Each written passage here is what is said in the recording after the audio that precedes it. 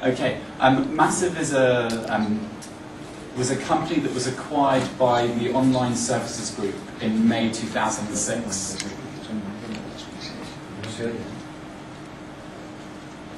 No, usted tiene que conectar el auricular.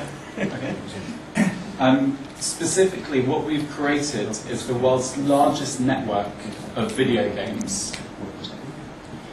What we are doing is we are establishing video games as a medium, so media buyers and planners can buy into video games as easily as they can television, print, online, and radio. To start, I'm going to show you a short video. The video is made up of about 8 or so video games, and all the advertising that you see within these video games has been dynamically served by Massive. And you'll have to excuse the sound, I think it will come out of the laptop.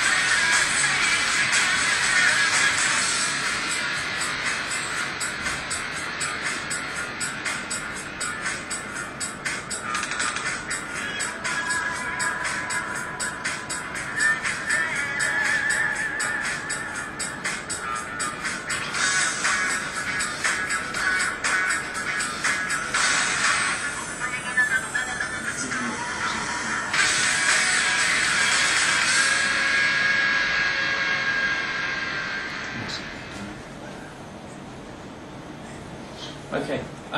In order for Massive to be able to serve advertising into video games, we need to ensure that there is some form of internet connection.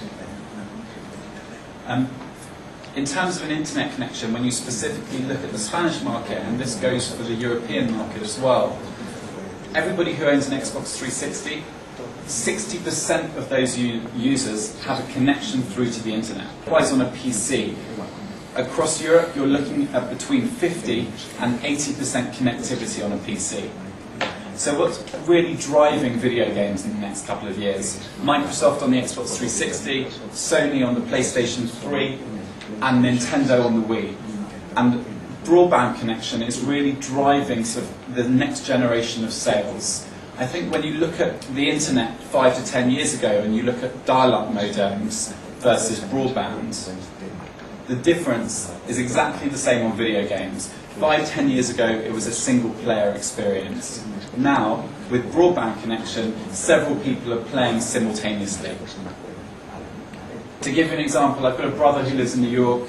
I can sit in London and I can play FIFA on the Xbox 360, and I can play with him simultaneously online. We can see each other on the camera, and we can chat to each other on the speaker, and we can then send text messages and voicemail messages to one another.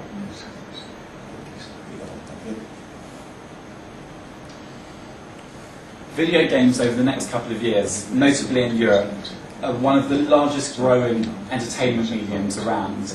When you look at the revenues generated from video games, they often surpass television and cinema as well.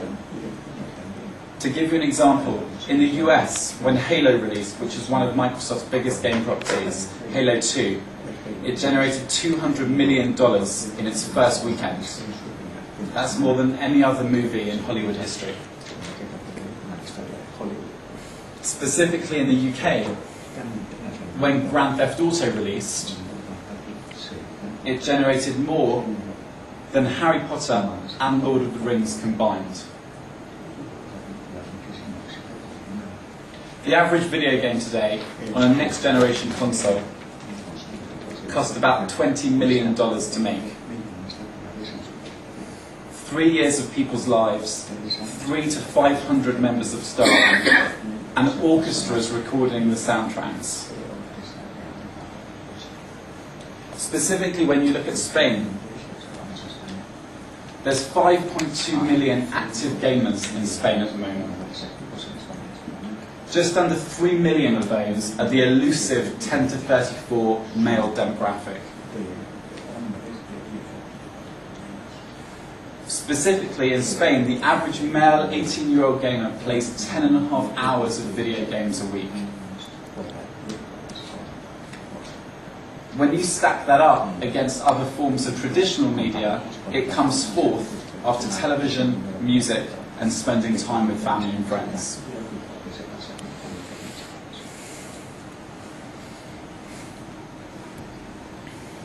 Why are video games such a powerful entertainment medium? Firstly, the audience. An incredibly elusive, difficult to reach 13 to 34 male demographic. When you're watching television, you're multitasking. You're using the internet. You're chatting with friends. You're making dinner. When you're playing video games, you're completely immersed in this experience. Secondly, content. The average video game you play for about 25 to 30 hours over the first 6 months. Every time you play, you use a different character, you drive a different car, you have a completely different experience every time you play that video game.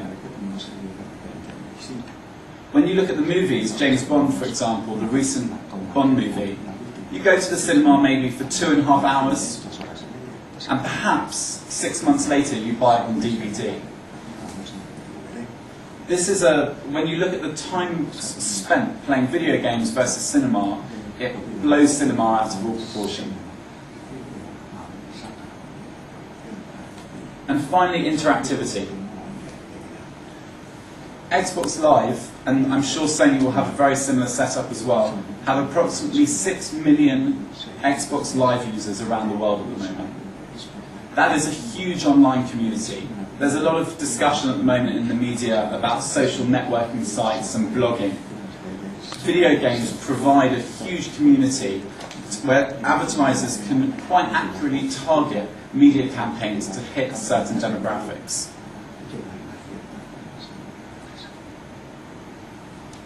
Specifically, what Massive is doing is we're aggregating together a wide spectrum of video games from the top publishers in the world, from those people who make video games. So at the moment we work with about 40 different publishers in the world. They include EA, Activision, Ubisoft, Konami, for Vendor Universal, pretty much the top 15 video games publishers in the world. We will have 100 titles in the network by the end of 2007. And at the moment, we actively send advertising into the platforms for PC, Xbox 360, and we very much hope to be working across all other platforms in 2007 as well. Video games today are just as easy for a media buyer or planner to purchase as television, radio, print and online, and in some cases easier. You buy a number of impressions across a network. The difference between video games is that you pay for impressions that are seen rather than impressions that are delivered. So one impression is a 10-second view of an advert. That's a cumulative view. So imagine you're racing around a track, a car track, and you see a Coca-Cola ad for 1 second. After 10 rotations of the track, that's cumulatively 10 seconds and therefore one impression. The impression is also measured from a certain size and angle. So the rule of thumb is if you can distinguish the creative and it hits a 10-second threshold, the advertiser is charged as one impression. If you don't hit that 10 seconds threshold and you cannot distinguish the creative, it is not charged as an impression.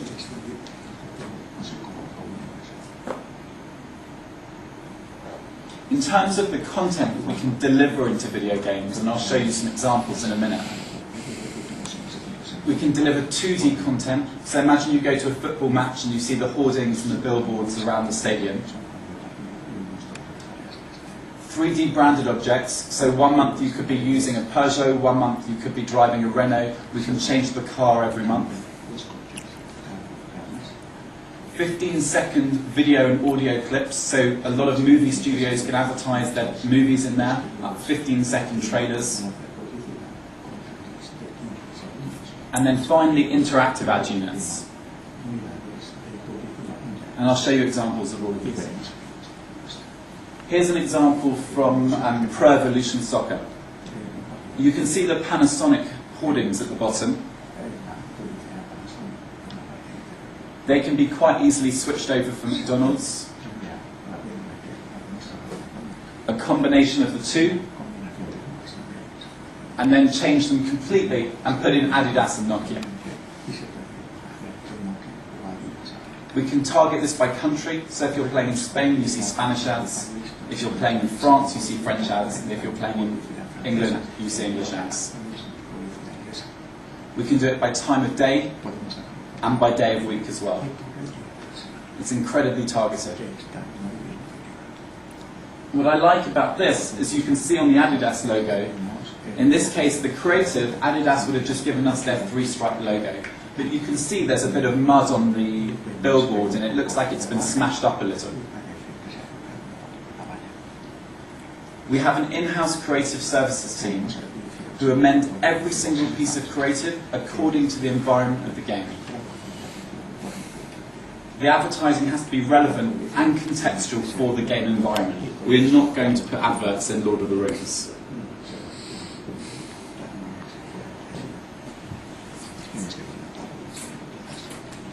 Another example. If you're not connected to the internet, this is the truck that you will see when you place Splinter Cell. Imagine Coca-Cola bought a campaign. You connect to the internet, you plug in your 360 or your PC, and this is what you will see. Once again, it makes sense within the environment. We've done a large amount of research about gamers' reactions to this type of advertising. We've done research internally, Nielsen has done research, and several other third parties have done research. It's changing creative. Now, in each country, you see the creative in that language. We can also do this by release dates. So potentially a film may release in the UK. Warner Brothers run a campaign for 3 weeks before it releases. But in France, it may release 2 weeks later. So they'll run the campaign 3 weeks before the movie releases in France. This is an example from the US with Daimler Chrysler in the video game Desperate Housewives.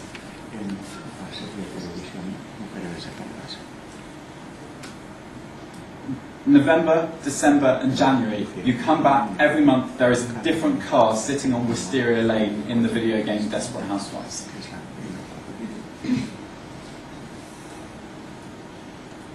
And then finally, interactive ad units.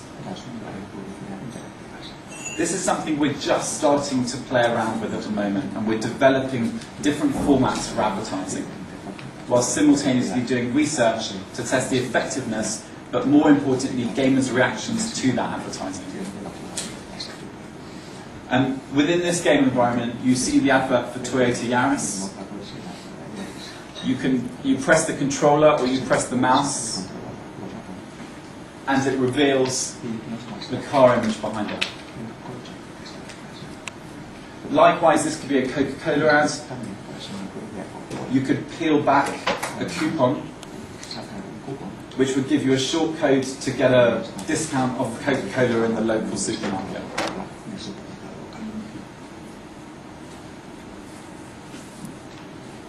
And this is what I was mentioning before about what we judge to be one impression. So, it has to be a certain size, which is approximately 5% of the screen size.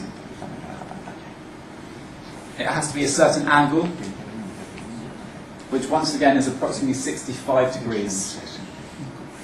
But this can also change dependent on the creative. If you've got a very complex creative, it's going to be more difficult to distinguish exactly what it is, whereas if you simply have a logo, it's going to be easier to work out what the logo is. And finally, the exposure, which, as I said, is a 10-second cumulative view.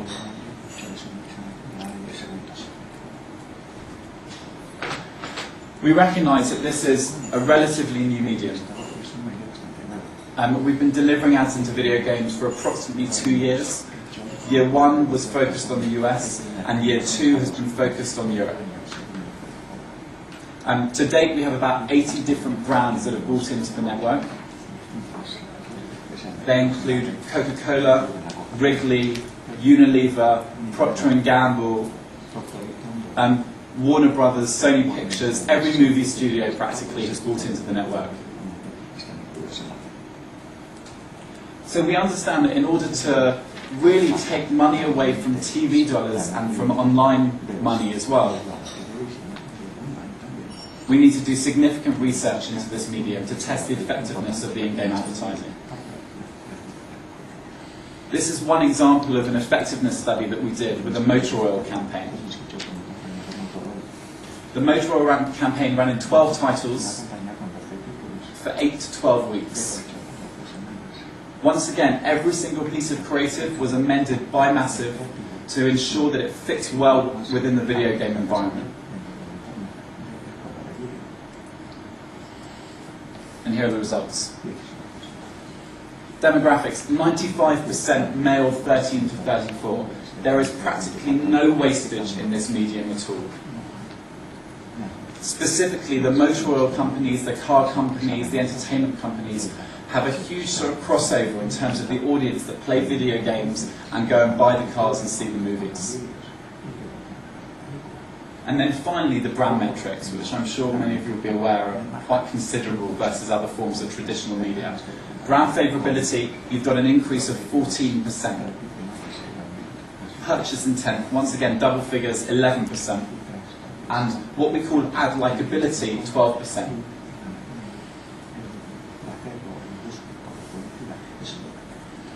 Ad likability is incredibly important for us. We need to ensure that the advertising enhances game realism as opposed to detracts from it.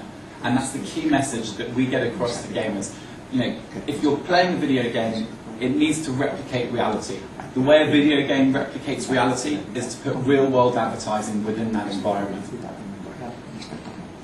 From a gamer's perspective as well, the costs of developing video games for the next generation machines for 360, for PS3 and for Wii is absolutely vast. And by sort of providing incremental revenue to video game publishers and developers, we can ensure that the price of games doesn't skyrocket in line with the cost of development.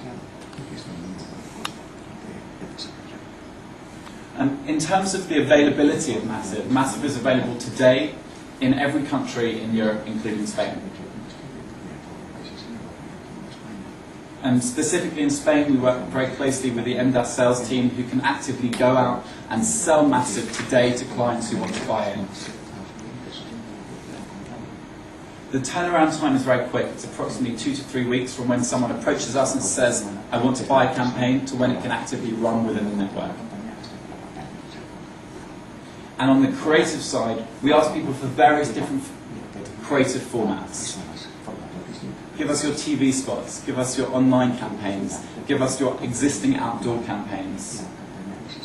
With all this material, we will then in turn amend that creative according to the environment of the game.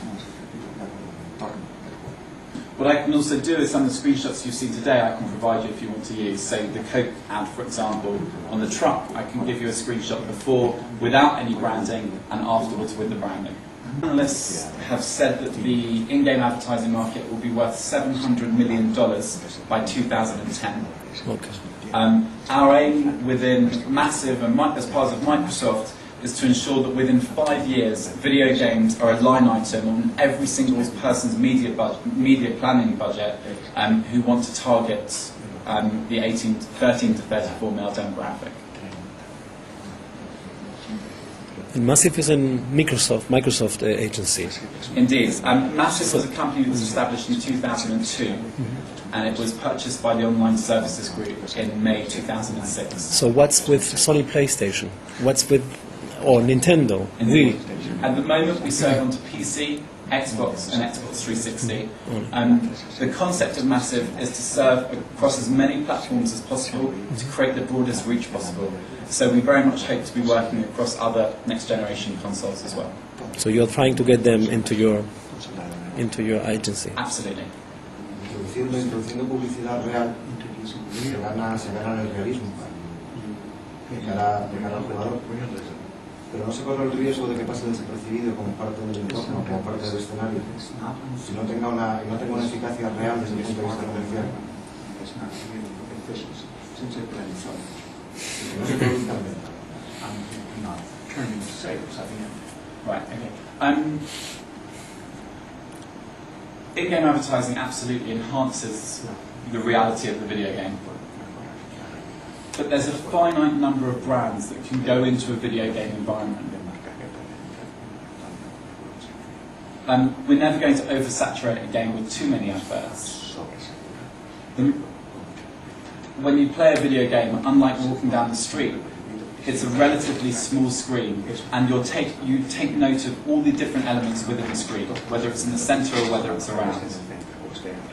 The prime example is if you're walking through a corridor in Splinter Cell, you want to know if someone's going to shoot you from the right, left, up or down. And therefore you're taking note of all the advertising as well as all the content of the video game. And from the research that we've had to date, as you can see, and I can provide you with some other research studies as well with pleasure, the metrics have increased significantly.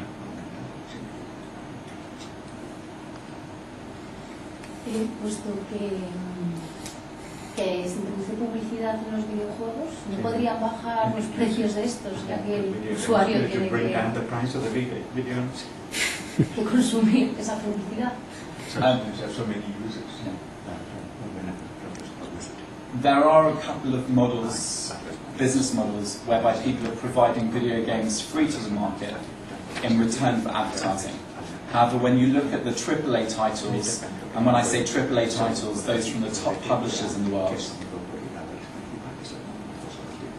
such as Need for Speed from EA, Splinter Cell from Ubisoft, Pro Evolution Soccer from Konami, what we're ensuring is that because the development costs are increasing so much, we're ensuring that the prices remain constant and do not increase in line with the development costs. se va a investigar sobre introducir publicidad personalizada de acuerdo a cada jugador. Is there a possibility to use personalized advertising according to the video game? No, we do not personalise No personalised. advertising according to the individual gamer. De acuerdo. We store no personal identifiable information other than the IP address, as every other sort of internet site does. And we target by IP. We do not use any more personal information than that. Quería agradecer que hubierais venido, contaros en primicia que ha venido Joshua esta nueva propiedad que vamos a comercializar. Sabéis que antes éramos solo MSN y ahora ya nuestro equipo de ventas comercializa MSN, Windows Live, Massive, nos metemos también en el mundo de los videojuegos y daros las gracias por estar aquí. Gracias a Joshua por haber venido. Sí, porque como os ha contado Joshua, se podrá seleccionar o videojuegos de PC o en Xbox Live, incluso en un futuro pues con PlayStation. Y lo compró Microsoft ya hace unos meses, pero ya ahora mismo un anunciante en España puede contratar un plan, incorporar a su plan de medios. Ellos lo que hacemos es el anunciante, de hecho ya estamos contactando con agencias de medios. Comentan, pues Gillette es el target perfecto, 1834, mail.